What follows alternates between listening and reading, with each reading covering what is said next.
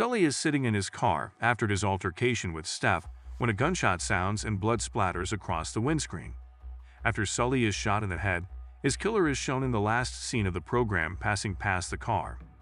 Who killed Sully, we wonder, since we don't get a good look at the gunmen because they are hidden by the broken car window glass for less than a second.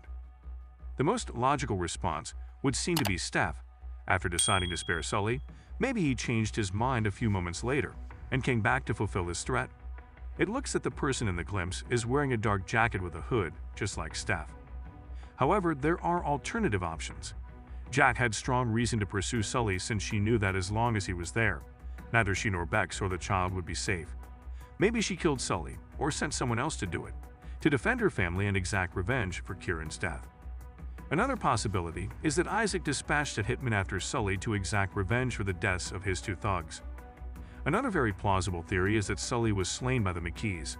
Sully and Dushane saw this Irish family earlier in the season, who were a big-time criminal family trying to take over their property.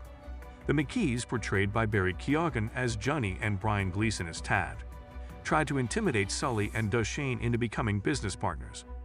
Refusing to be frightened, Sully and Dushane murder the two and take their drug cache with them.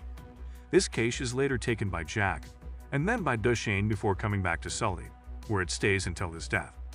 Despite what we've been told about the Mackeys' strength and influence, our boys don't seem to be facing any repercussions for killing two of their comrades and taking off with their stash, unless Sully's death was retaliation.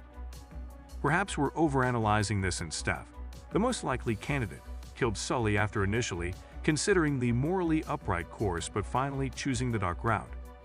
But then, why obscure our vision of the killer so we can't be absolutely certain? Or perhaps the whole point is how ambiguous it is. Maybe in the end, it doesn't matter who fired the gun. Given their lives, Sully and Dushane would eventually be caught by someone some way, right? Although they are no longer with us, their deeds will have long-lasting effects. The violent cycle never ends.